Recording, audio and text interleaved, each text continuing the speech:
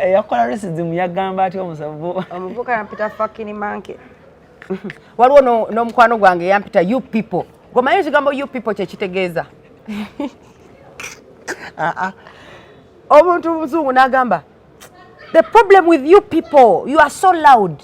Manyi kyategeeza timwe abaddugavu muleekaana nnyo. America bw'anaakula n'awuyanga ayagala nga bagenda ewaabwe kubanga omwana wabeera ali above 15, 16 asobola okwefumbira emmere asobola okwerabirira. Tokyalina gabeera na mwana ku America. Sikyalina gabeera mwana ku America. Sikyalina gabeera looked down on. Kikyotegeeza looked down on. When you're there as an immigrant, you always be looked down on. You always be omuntu wa wansi forever. Because you're black.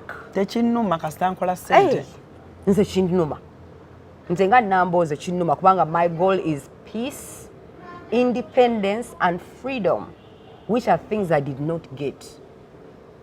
Independence I did not get because of the restrictions that I had upon myself. Freedom I did not have because of the popular before came popular immigration. Peace I did not have because I missed my family and the situations embeera zinakolerangamu nafuna racism. Ekitegeeza neera abantu bangi nnyo abafuna racism naye aguma bugumi. Wano ku Hasi Beauty Parlor tuli bakafulu mu kulabirira n'okuyooyoota ensusu. Tukola facial ne tukupepeta ka face ne kawewera ng'aka baby. Tusiba n'okukola enviiri mu buli musono songa mu kukola pedicure ne manicure tuwe kansa. Tusala enviiri mu buli musono ate bwe kituuka mu kukola makeup tetumanyiyo mulala. Tuli muyenga ku Tank Hill Road okulira na Italian Supermarket mu basement. Essimu tuli ku noti 72 682 953. Teweerabira saluni egenda okujjayo bulungi bwo n'ekitiibwa kyo ye Hasi Beauty Parlor, a world of beauty. Ebbanga teweeteka ku gy'otamanyi emirimu gye giri kati gye nabadde nkugamba nti waliwo emirimu egitalina gya kukakalukana nti nno nongooza bakadde. Waliwo emirimu gya retail nze nakolanga mu maduuka agatunda engoye.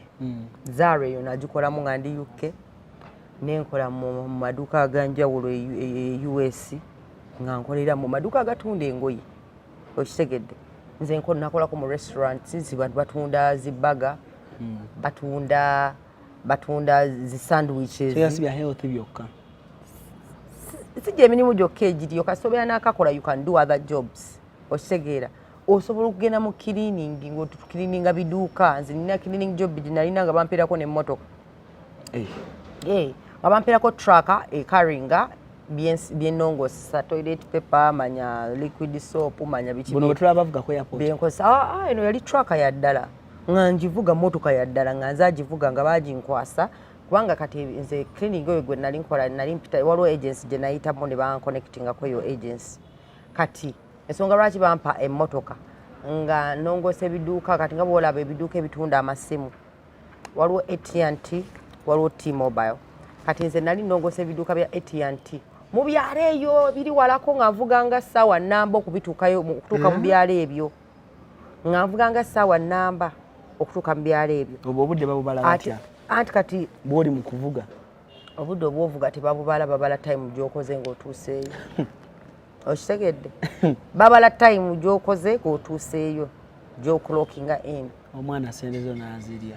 Okitegedde so kati ng'ate ejjukira emirimu egyo ngikola kiro ngikola mu kiro kubanga emisana jjukira nina ekirimu kyenkola emisana nga nkola ku Panera Bread. Panera Bread batunda sandwiches zisuupu migati it's like a bakery neringangera balira salads ebyo biki ngokola Panera Bread Robin wali mukozi nakolanga Panera Bread okuva from 5 am to 3 pm awo nendazaawo nga awo emu nempumulamu katono ku ssaawa 11 nenkwata ekimotoka kyange nenkivuga nentandika okutambula ebyo ebyalo nga mu byalo ebyo nyinza okuvayo ssaawa nga 9 ogw'ekiro kubanga jjukira 1 hour awe ovuzeeko 35 minutes awe olongoseza ebigundi biduuka nga 4 wonnyukira ziringanga mu ssaawa 9 webaseemu katono olina okkira ku 11 oddeyo ku Panera Bread ng'ovuddeyo ku 9 eri. Yes kitegeeza webaseemu ssaawa emu nga 2-3 ku Panera Bread 11. Okitegedde so awe nkugambira nti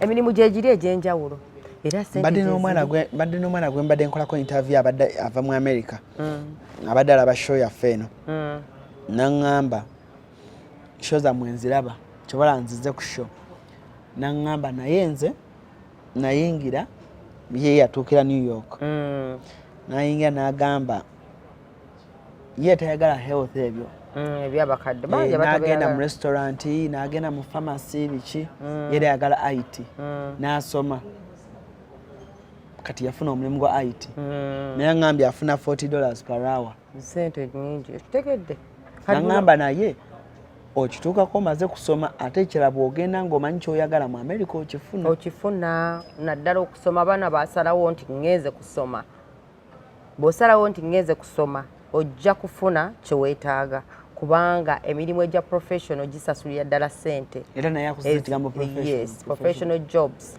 ojja kufuna ssente zitegeera kubanga kati nze bwe mbanga just let's for example waliwo omulimu kati nze nkoze emirimu egy'enjawulo waliwo ne agency gye nakolera nga company babeera ne events let's for example mugagga alina event ewakaawe bagagga nnyo beetaaga bano ba waiters beetaaga batambuza obumere bu drinks yabadde uniform yo bulungi nga you just go for the day gye mirimu gya catering naye nga osobola okufuna $15 an hour okitegeera naye ng'oluusi okozeeyo nga like 5 hours nomanya nti olunaku nyingizayo obusente bwange okitegeera n'ofuna obwenjawulo olese oluusi wabeerayo nga big festivals oba kati nze nakolerako ku let's say American football there was a time of a Super Bowl company gye nali nkolera nga batutwala mu Super Bowl ngetuuse nga tugenda mu Super Bowl okukola nga naye just olina ka restaurant kokola just musavinga mmere abantu babeera bangi nnyo naye nga musavinze mmere odarize kino bwabwa kino very speak kwegamba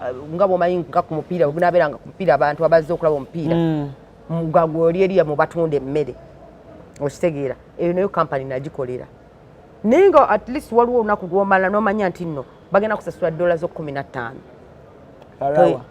naye nga kyolina omumanya oyimiridde abakuzaala quality farm Madugomba bayita abalunzi bonna mu ggwanga okujja mu musomo gw'ebyobulunzi ogutuumiddwa ekyama mu bulunzi Citrus in farming okuva nga 5 okutuusa nga 6 January ku faamu yaabwe Madugomba omusomo gwa nnaku 2 era tugenda kutendeka abalunzi mu nnunda ey'omulembe endiisa n'endabirira ebyuma eby'omulembe bikozesebwa mu kulunda oyige bw'ofuna mu kulunda ate era n'okukuuma ebitabo banking and record keeping nammwe abaagala okutandika ebyobulunzi nga temulina ssente wakuzeewola mujja ku olwo tujja kuba ne campfire ekiro era nga abayimbi ab'amaanyi ennyo mu ggwanga bakutusanyusa ekiro kyonna paka obudde kejenge osasula shinze $20 okulya okunywa n'okusula sasula ku momope kamunyenye mu 65 kamunyenye 3 kadaala merchant code eri 571 671 oba kuba essimu noti 779 241 ovuga n'otuuka e Maddu Town Council Gomba District nodda ku Maddu Kiganda Road kilomita 4 zokka ng'otuuse ku Kuzaara Quality Farm oyimirira totudde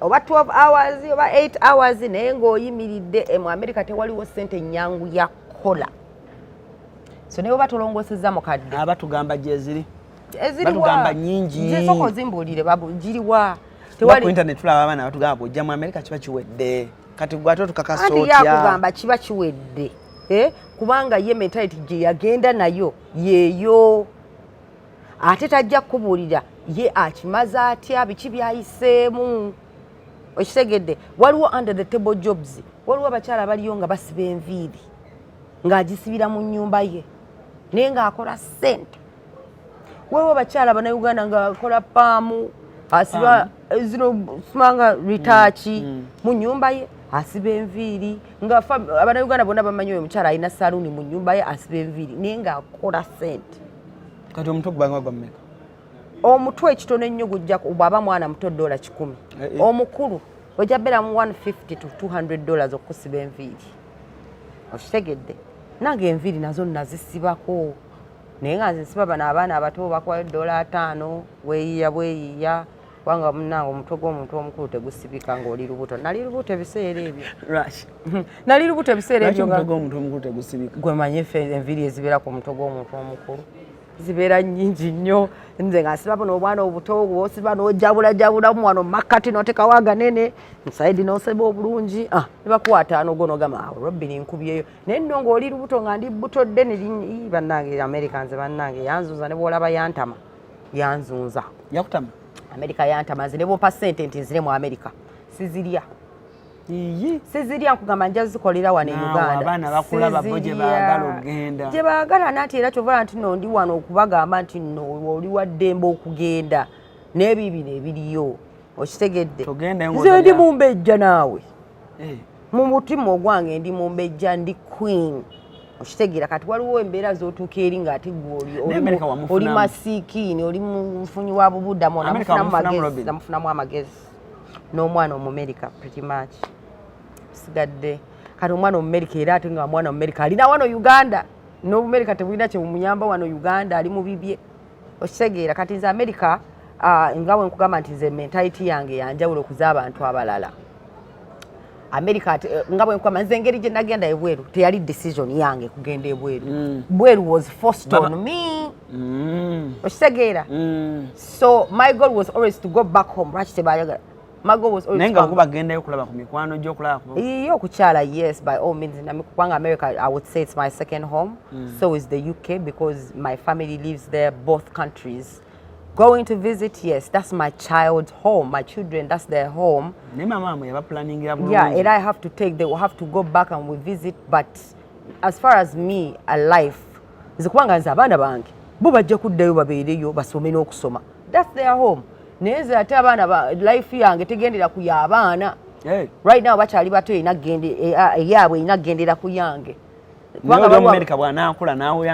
bagende ewaabwe kubanga omwana wabeera ali about 15 16 asobola okwefumbira emmere asobola okwerabirira tokyalina gabeera na mwana ku America sikyalina gabeera mwana ku America sikyalina gabeera looked down on kikyotegeeza looked down on when you're there as an immigrant you always be looked down on you always be omuntu wa wansi forever because you're black tekinnuma kasita nkola ssente nze kinnuma nze nga namboze kinnuma kubanga my goal is peace, independence and freedom, which are things I did not get. Independence I did not get because of the restrictions that I had upon myself. Freedom I did not have because of the popular before came popular immigration. Peace I did not have because I missed my family and the situations embeera zinakolerangamu nafuna racism. Ekitegeeza era abantu bangi nnyo abafuna racism naye aguma bugumi pozi eyakola racism yagamba ati omuvubuka yampita fucking monkey waliwo n'omukwano gwange yampita you people gomanyi ekigambo you people kyekitegeeza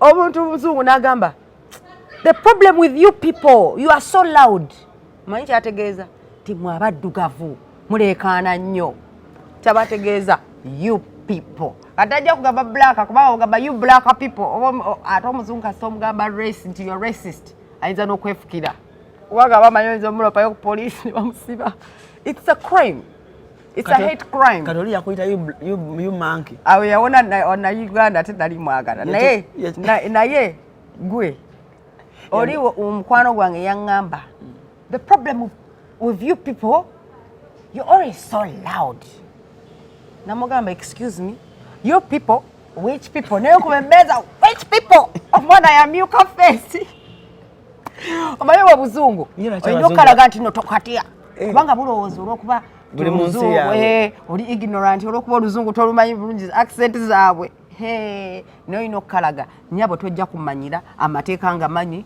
ne rights zange nzimanyi ekitegeeza nakuba emmeeza akala ne kamyuka ekitegeeza Robin bwe tuddako okusaidia mami omugenzi mami gwe muli okimanyi mami yagenda okufa nga tanyumiddwa ssente ze yakola ku Bulaaya by'otayagala kulaba siyagala kulaba kubanga nina pain ku mutima nina trauma ku mutima kwegamba obulumi bwe nina ku maama wange engeri gye yakolamu ssente ezo n'okutuuka nti ekolamu kwe kwamutta naye n'atasobola kwenyumiriza mu bintu bye yakolerera okitegeera mami yafa nga yakatandika okutandika okutestinga ku ssente ze zaakoze nga mami agaggawadde awo mami we yafiira nga wane Uganda bamuyita mugagga nga agaggawadde owning properties nga ayinako ssente zivaamu properties zivaamu ssente mami awo baali batandise omuyita omukazi omugagga nti oyo yeekoledde kyokka n'afa mu mbeera eyo. Wenkugambira nti no saagala abantu bayite mu bintu ebyo. Bw'olya ng'olina k'okozeeko ng'emyaka gikyali lekulira agende kaawo nyumiro wakiri ofeeko mu kabugumu ofeeko ng'oseseemuko onyumiddwako life naye gwe okufiira mu nnyumba nga wennana oyinza n'okuvundira mu nnyumba ennaku 3 nga abantu bamanyi nti wafudde. Waliwo omunnauganda recent yali abeereyo mu Manchester, si recent naye yali abeereyo mu Manchester, nali mumanyi nga bamuyita mwami Frank oba something, naye omwami oyo yafa ne bamala weeks 2 nga tebamanyi nti afudde, yafiira mu nnyumba ye bwogo bwomu. Naye nga ne family ye tebamanyi yeeriwa kubanga yatuuka eri ye nga yakyawa Uganda, omukazi n'abaana yabaleka Sweden. Uganda talinayo family gyayagala kumanya, abaddeyo nga yeekweseeyo Manchester. Musajja yafa weeks 2 nga tebamanyi nti yafa ng'ali mu nnyumba ye ya America ne London. Abantu bamanyi kigenda mu maaso mu mayumba g'abantu. Oyinza okubeera ne nayiba myaka 10 nga tomanyi linnya lye, tomanyi bimukwatako, temwebuuzanga nako naye nga mweyitako. Kati life eri extremely depressing. Buli omu alina retirement goal yakudda wano ewaka abasinga. But you can set your life up in a way that bw'oba weekoleredde bw'osomye. Nange waliwo ngamba abasinga baagala nnyingi nnyo naye nnyingi ennyo ze ziriwa. The moment you get, the more problems, and the more you get, the more you want. You want more. You can never have enough. Okitegeera. So laba ensamusamu z'olaba nti no kati zino ntuuse mu myaka 5 mu 6 tambuza 6 kandowooze ku retirement. UK kati retirement bagyongeze ku 69 okusobola okufuna ku pension yo back. Kitegeere. Abantu bafa nga tebannatuuka na ku pension kati ndofe pension wa maama waffe olw'okuba twali tumanyi twamala omwaka mulamba nga tetunamuclaiminga. Government neemweddiza tebaamutuwa ate nga twalina omuclaiminga within 1 year after her passing basobole tuwa ssente ezo naye baazituma tebaazituwa olw'okuba twalwawo zifairinga neezeddiza. We don't know how much money it was. So abamu bakolera ssente basasula pension which is a government, it's a right, it's a must you pay that pension kubanga zigenda mu taxes zo nti government ze sente bw'obanga retiring eri government ebeera ku buli ku mwezi ekuwa akamwanyi ko. Mama we yali abeera UK. Government ekuwa akamwanyi kaako ng'oretiring nga ku 69 oba 65 bwe batandika ozikwanga buli mwezi bakuwa ssente zeezo z'obadde osasula ng'omusolo. Kitegeera. Kati ku myaka 25 ze yakolerayo olowooza twandibaddemu ssente. Mama we yamala emyaka 25 ng'akolera UK. Yes. ng'ali London. Mu muziro ogwo. Mu muziro ogwo. Kitegedde. So kati yali agenda kunyumirwa ssente ze. Atanze kunyumirwa ssente ze, aguze wano na wali atanze okumanya kati Uganda business kiki ezikola, atanze business ye y'enkoko. Mami agenda okufa nga alina enkoko ng'enkumi 3 ewakaawo. Kitegeera ng'atandise ng'agenda ku retiring omwaka oguddako 2020 agenda mu retirement. Mami yafa ku Christmas. Kitegeedde kati nze ennaku gye nnina ne trauma yange ne trauma gye nnina ku nsi z'ebweru. Yafa ki? Yafa pressure naye ate nze mbirivinga nti nno ab'ebweru baagenda omukkiriza okujja Uganda nga already bamulabe nti agenda kufa. Kati mbalinako nabo obusungu. Mama wange yamala omwaka mulamba nga alina omutwe gubeera gumuluma nga buli kaseera abeera system zino nze zibabulirako ebintu bingi era nkyalina bingi byennyina obba zibukola mu maaso. Lwakuba tugenda tubijobola bujobozi naye mama wange yabonaabonanga ng'omutwe gugenda ne gumuluma naye baagenda okukebera yalina kye bayita aneurysm. Yafa kye bayita aneurysm. Aneurysm etuukawo ng'ofunye internal bleed mu arteries zo. Mama wange yafuna tear mu one of her main arteries in the world. Kati bw'ofuna tear mu arteries zo, arteries ezitambuza omusaayi kitegeeza gugenda ne gutandika okulegama mu bifo gwe bitalina kulegamamu n'otandika okufuna blood clots. Naye bwe yatandikanga okufuna headaches zino kitegeeza omusaayi gwali tegutuuka bulungi ku braining ye ng'agenda n'agenda kati ye UK just okukolako MRI. Wano Uganda gy'osobola osasula $40 ne bagikweraku olunaku. UK ogenda mu ddwaliro okukolako MRI bayinza okuwa appointment ya mwezi mulamba ng'olinze MRI. Mami ne bamuwa MRI naye ne bamugamba bo tebalina kye baalaba. Naye lwaki MRI ye Uganda yalaba ate egenda olaba nga already it's too late. Nga mami operation gye yeetaaga eri so severe wano Uganda tewaliwo naba specialists bakola operations ezo.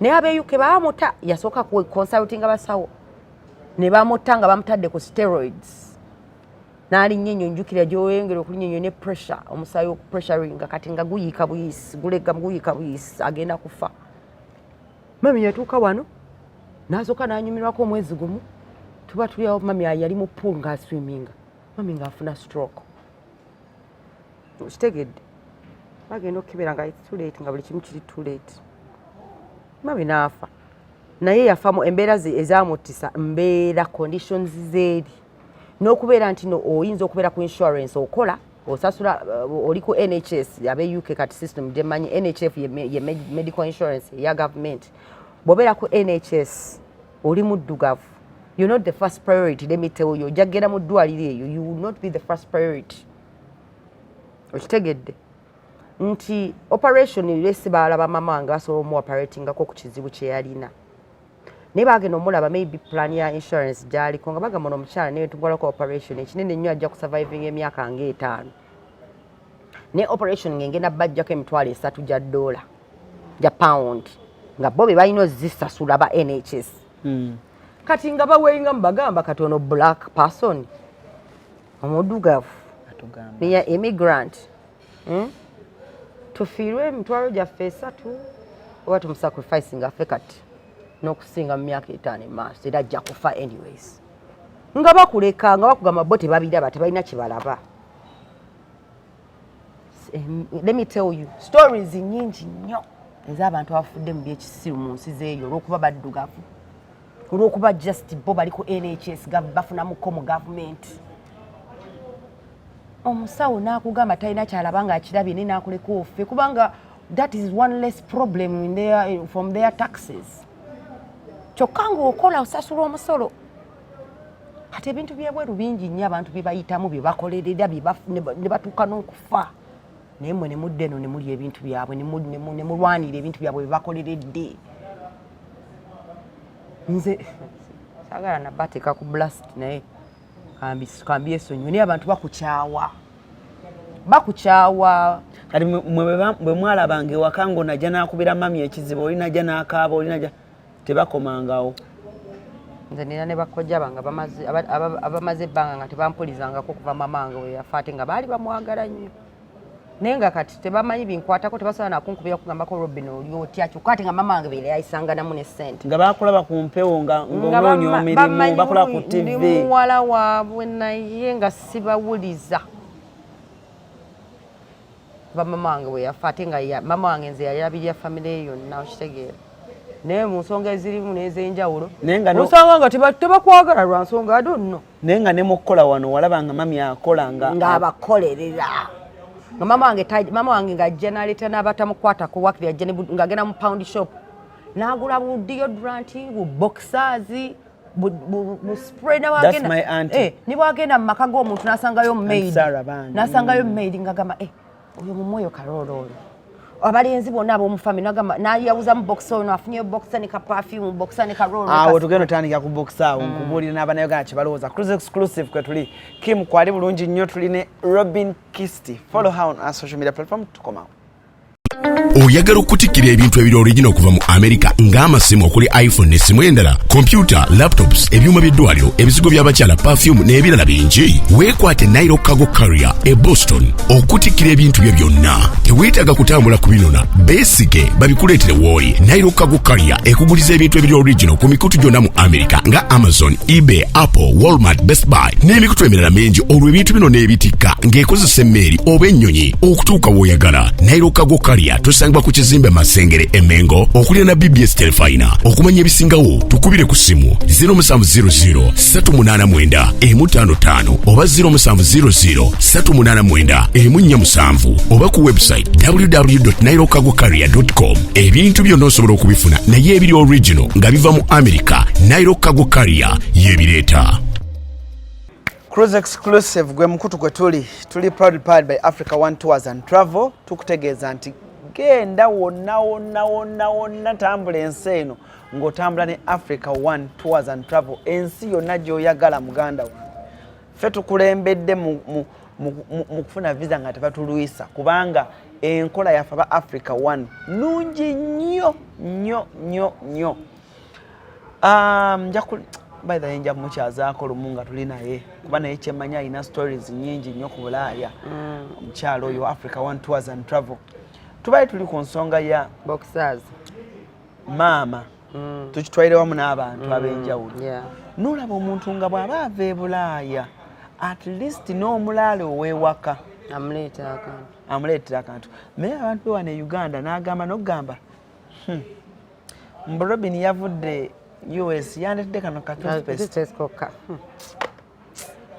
batumanyiira mbu obusaati era banna akasaati ke yandetedde kasaati kamu kokka nno kagatto bantu bakopi mbwe abantu b'e Bulaaya batuleetera bu chocolate tulinga abatamulyangako but it's the thought that counts kubanga chocolate oyo omuguze $1 gye nkoledde per hour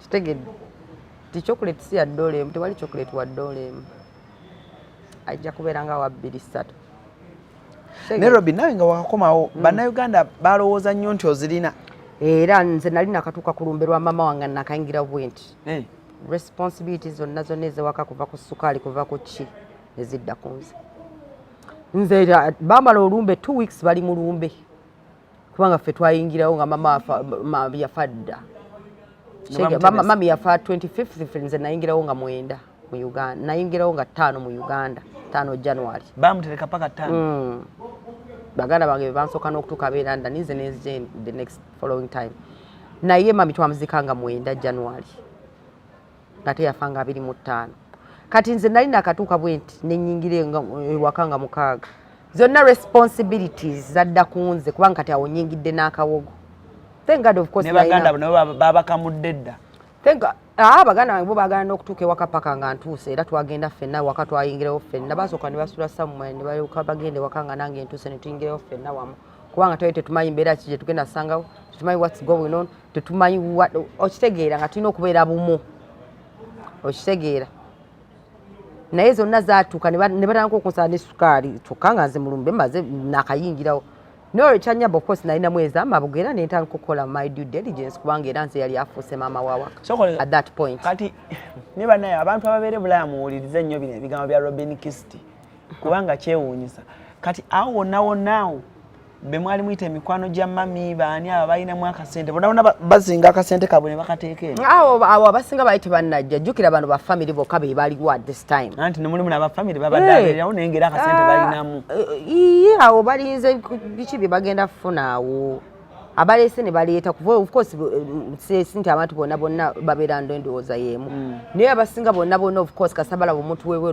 batandika ku sukaali Colgate buli kimu gwabadde tabeera na waka buli kimu responsibility batandika giza tebalina Colgate Robin nno bagundi bandange emmere y'ewaka bandange buli olwokuba kolwe bajja okuyoya blue band olwokuba oweweeru waali banawo omugaati teguliko blue band kyokka bulijjo bagulya teguliko blue band oweweeru wazze leero baagala kulya magi bajja kuyoya buli kimu olimba omuntu weweeru bw'ayingira mu nnyumba y'e Uganda bannange abantu ne appetite zibakyuka baba tekibakyayagala kulya na bijanjaalo bagenda kasalamu baba tebakyayagala kulya bijanjaalo TikTok bagenda kasalamu so okaddemu omuntu weweeru bw'ayingira mu maka g'e Uganda batandika n'okuyoya bye batalyangako batandika okuyoya zi sausage nga tagiryanga nako okitegedde nga batandika okunywa pizza blue band omanyi e Uganda blue band yagenda mangu kati family ezimu tetukyagula blue band okwata bukwesi omugaati gwo n'ogunnyika mu kyayi n'olya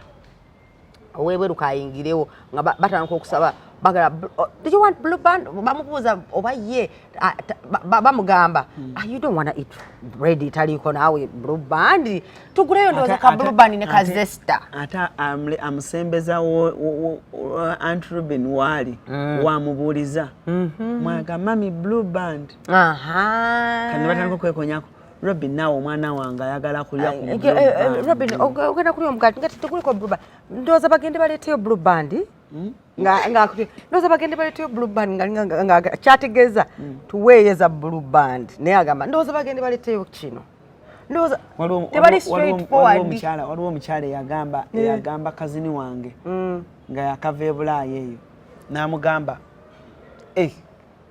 Jeff naawe omwana wange mugulire ku pizza mwe abaakava e Bulaaya mwe muyinamu ku ssente munnange n'amugamba naye nga siina ssente nga tolina otya oba ozirina gwe kasoli olaba ne bwogenda bugenzi Kenya n'omalayo ennaku 2-3 n'okomawo wano omuntu aba alowooza kyojja Kenya. Kati leka nkubuulire kati waliwo ababeekweka ava e UK n'apangisa wooteeri ye nga wano ku Landistar n'ajja ku Landistar n'abukinga karuumu ke n'asooka n'abeera wano kati abagamba abulayo ennaku nga 5 okuddayo nabaga by the way ndi mu Uganda kanze mbalabeko abalabako olunaku lumu n'abatwali abo abalina kye baleetedde taddamu balabako kubanga akimanya abantu be Uganda basabiriza. Waliwo eyaŋŋamba ye waabwe ogenda okulaba maama we atuuka kiro n'asimbula kiro atuuka aba agenze walala tatuukira waka kubanga maama yabalina sooka naggwamu obukoowu kubanga abantu be Uganda tebakulina nakuggwamu bukoowu nga batansedde okukusabiriza walinye oba walandinze ku ssaawa 9 gw'ekiro otuuse waka ssaawa 11 mwebaseemu ku ssaawa 3 bagamba tubadde tusabayo omutwalo gw'amata nga wakalandinga awo embeera y'ewaka eba ekyusa omuntu weweerwa atuuse waabwe. Linda kati Robin mmanyi kati mwe babadde nnyo e Bulaaya kati mwe nkuulira kyoyogera bwe mutuuka ewaka kati aŋŋambe kati nga gwava mu America oba okyali mu kikunta kyo weebaasa osanga bakwalidde kaluumu okyalina ne jet lag nga bakonkona ku luggi tubadde tusabayo ez'amanda tukufumbire breakfast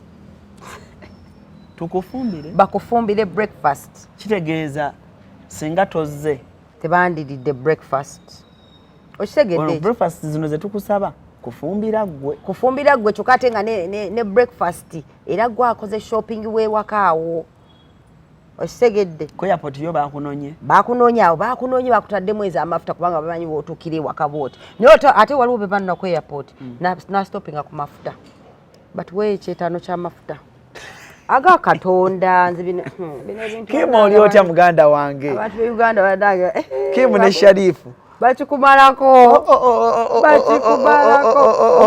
era bavaawo nga bagenda okudda ebweru. Wali kintu kye ŋŋamba bakyali bange naye mbagamba bannange omuntu waba omanyi mu bubongo obwo ne bugamba nti omuntu ono kale ava bweru mwe hospitality ennungi mumuyise bulungi naye kimanye nti bwe mumuyise obulungi tomanya kyakuleeta okimanyi abantu abamu bava e Bulaaya eyo ng'agamba kangende e Kampala eyo ALLANCRUZ ono muweeye $2 million nagaya ALLANCRUZ nja muwaye $2 million Robin muweeye $3 million million zange 5 kale nakola Robin namuga Robin nkoma ku Thursday muno neko ku kisaawe ne ALLANCRUZ nemuvuga emotoka ne mugenda ku airport ALLANCRUZ n'atuuka ALLANCRUZ bwatuuka ne mumuteeka ku airport ne bakolako ne mumuteeka mu motoka ne mukolako k'ogambye ku airport batandika bwe bati parking parking pozi ya meka ne bakoleza parking n'oba wange omanyi osanga meka kasanvu n'okabawa ne bavuga ne bavanga share awo nga wakava ku airport yawo ne bayimira basobola kwegamba Jack twongedemu amafuta nga siina biro ina kati babyegamba bakimanyi bw'owulira biro oyinamu siina Robin oyinamu awo amafuta kati omuntu eyavudde e London oba mu America nga yabadde aplaniza okuwa emiliyoni ze2 oba awulira mu mwaka omuntu alanikirawo ga tebayina kantereke zino njopera zibawambola gye tulaga eyo ate kasita ziggwawo bonna nga babulawo nga babulawo toddamu balabako oba otuukatuuka awo ekibuye oyina agamba papazi oba akatogo kawo kayidde akatogo ka papazi balina akatogo akalungi ojja kkaagala obaka bwenkyamawo bagenda kungulira ne mukyamya emmotoka bamala okulya kaca Nga gweleta biru naye basasule tugenda. Aha. Ne bagireeta. Nga bakwata amasimu gawe. Nene benizo amanyi nnyo. Birabye ze bantu ze waliwo ebifo bye natuuka time gye natuukamu nga ndi naiva ona akatandika kwenti. Bawaleeta biru nga bakola batya? Kasita biru ejja nga buli omu atandika okubeera ku ssimu. Obanga bagenda mu bathroom. Kano bakalabye? Nga laba nga bakalabye bati. Barabopa gojjayo. Nzirika nkokuli abaana banfeze kubanga awo nali nakajja. Bisebe nakola ku login. Kati nze bonna giregwa nga mbeera ne sente zange. Ninga abawala sinna babuuka nti nabo bakwana ne bakuula. So kati gwe innocently mwana ajja ku befriending nze. Mugenze somewhere mu ordering ebintu bidweze akulaga nti nno talina sente kasita omugamba ate gwe make the suggestions and nali simanyi nti bwogamba nti no let's go and eat oba otegeeza nti gwagenda osasula tugende tulye kitegeeza nti gwagenda okukola ki okusasula nze I didn't know ntuukayo butuusi naye of course I always have money nga mbeera ne extra some money ngo ending up gwasasudde biiru nabo kaleeta ne ngamba mutuuse mu bbaala omwenge gwalina okugugula just to have company around you kana nayi life y'emikwalo efuuse expensive azeewo asuzeeko ewuwo atute outfit yo tagiziza emikwano gye Uganda gifukire emikwano gye Uganda Robin this is nice ka perfume ko ate nze kati nze nina olugabirizi bannange omuntu kasita ngamba I like this is nice wema naye akalala ngamba you can take that one oba kana atira okugamba you can take that one because I know I can easily get another one. People take that for like granted, yeah, and they start taking advantage of you. Nze wana Uganda teri muwala ayinza kugamba nti no ndi mukwano gwe. Tebaliyo, naye tebaliyo kubanga nayiga the hard way. They used me ne bankuula ne mbesonyiwa. Kati wakiri nziwa omusajja ne tuzirya n'omusajja naye n'andiisa kuzize nondi akuzize naye naali akuzange ne mmanya nti no tulina buli owaina kyafunamu munne naye gino emikwano egitali mugasa egyagala okufunamu obufunyi nagibuuka kubanga abantu be Uganda bayuza asooka olabula abawala abali mu kkomawo wano abasama abawala be Uganda n'abantu be Uganda enjeno bayuza kubanga ajja kwogera naye ku simu yesu obadde naye bw'ojja wano people will put their money in their pocket ng'azirina but just because you're there they want to take advantage of your money because there is apparently zize ku spending ibwa. Neze sizikola. Nange treating ako once in a while. Nze njagala nnyo. Era nze abasaba bakwano bange babaze. Ntera nnyo butayagala ba meeting nga sina sente. Olimba. Kubanga saagala bandabe nga bana Uganda balaba bana Uganda. Esegendereza nnyo. Njagala nku meeting nga nange nina mwezange nti bwe tugera mu bbaala. Ojagula omwenge gugo nange ngulwe gwange kati bobera mu kali akanyegenyege nti nno Robin mukwano gwange ntute ampaddeko time okugenda out naye kamuguliyo naga Robin this is on me nga gwayogedde ne I will not assume that you're paying for my food or my drinks you know what I mean because in the my mentality see munze UK olabe UK just ne US date muji sharing kati nze when nakuliya nga tukula UK when you go for movies osasulira movie yo n'omusajja n'asasulira movie ye kinene nnyo omulenzi ajja kukola kukugulira popcorn naye nga movie yo gwakoze eki gyesasulidde date kati nze twali nali sibimanyi kubanga si culture y'ebweru buli omu ashayenga half and half naye abana Uganda bakwetamya okubeera n'omukwano bakukamula ne bakukamula ate bwe ziggwamu ne bagenda kati ate nga ononya nakuza ku airport nga tomulaba nga toyina nagoyinza kugamba bannange mpolaaya ate Uganda toyina gwosobola kufuna kukola by the way njagala onziremu kino abana Uganda abava e Bulaaya whatever nsi gy'okolera njagala weetegereze nnyo abakunona ku airport ng'ojja baabameka n'abakuzaayo babameka ekyo bonna amala okyebuuza ojja tegeera omuna Uganda oyinza n'okulinnya airport shuttle ng'oddayo osobola okukubira omuntu ng'ali ggulu ng'ova London n'omugamba nva London nkomawo ku Lwakutaano ava eggulu n'omugamba ntuuka ssaawa 4 ku airport atuukemu kitundu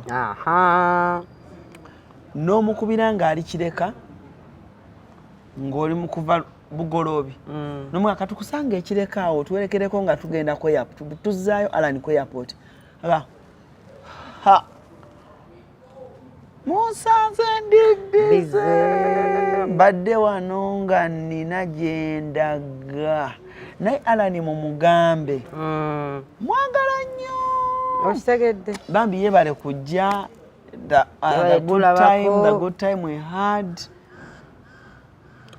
kiringanga Munnayuganda ng'ozze leero ne wayitawo wiiki tonnamuliira mmere tolina kye waamutwalidde kye tusooka okubuuza Robin odayodi basobole okubala ozeemu nazenkanawa olaba oli akikumu wano kusimba abakugamba bane Robin ojja ddi banange ojja ddi oli serious naye kusimu teri akubuuza oddeyo ddi akusimba gamba ojja ddi ne bamanya lojja bw'oba wakatuuka nga muli mu mmotoka Robin gwe totugamba nti ate oddayo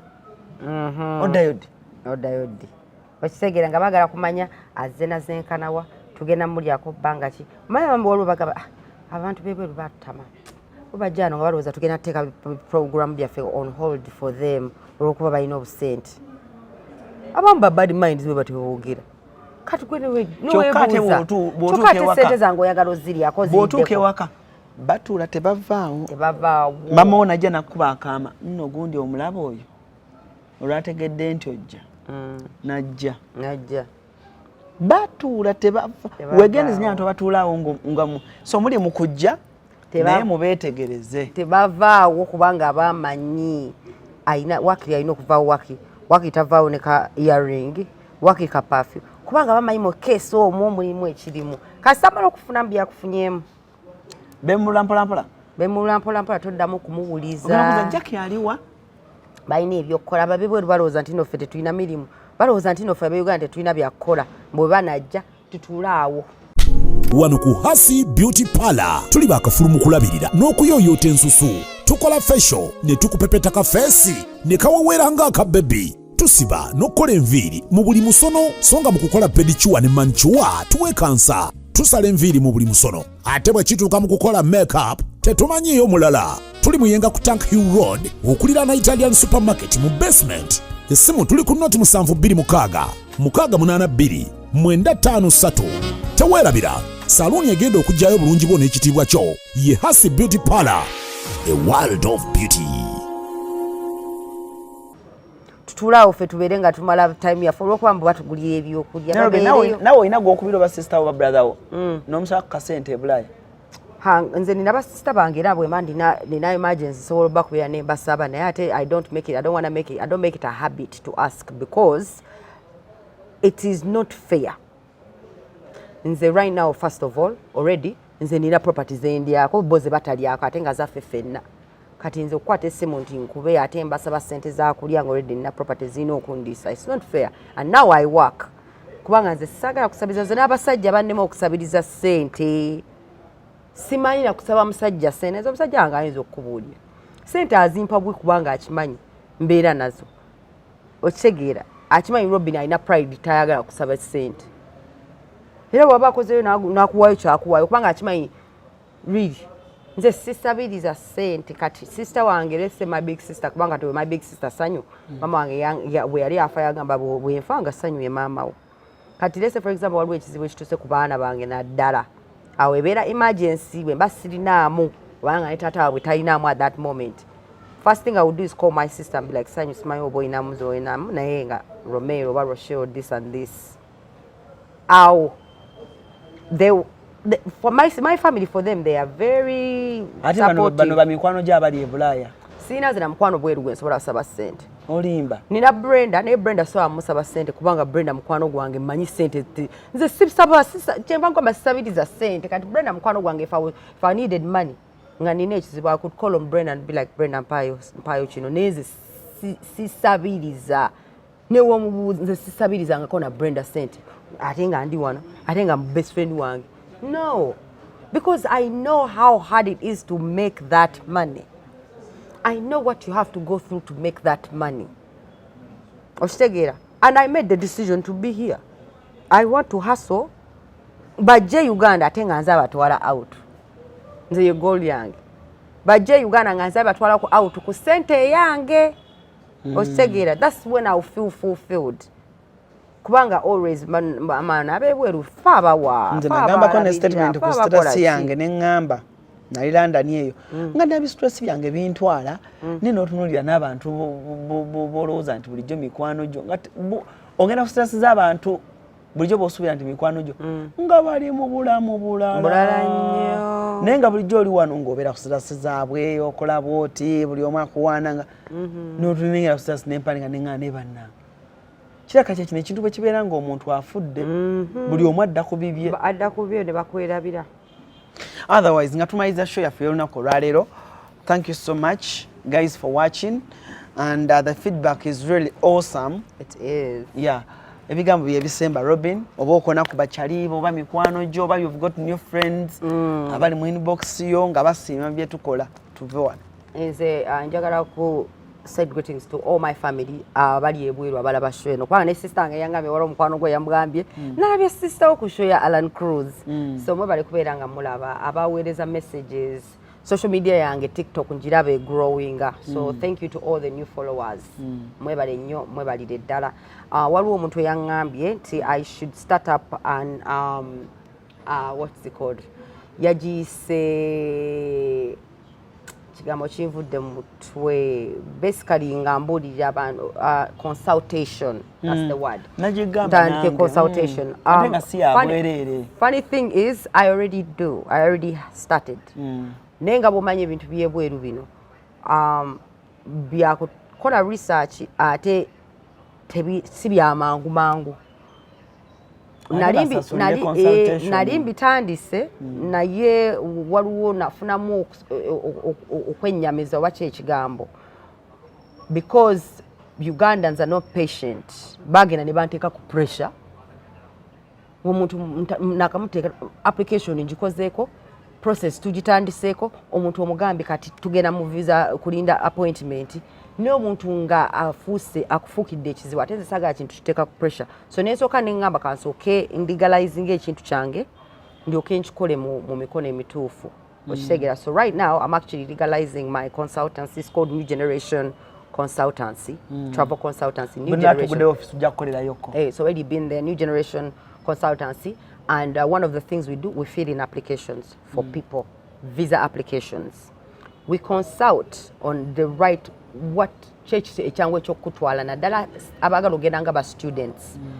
We can connect you to the right colleges, cheap colleges zosobola okutandikiramu nti omuzadde wo bw'aba alina ssente ku account nti entono waliwo ze bayita community colleges otandikiramu so ate nga going as a student is one of the easiest way to go bw'oba oyina wano.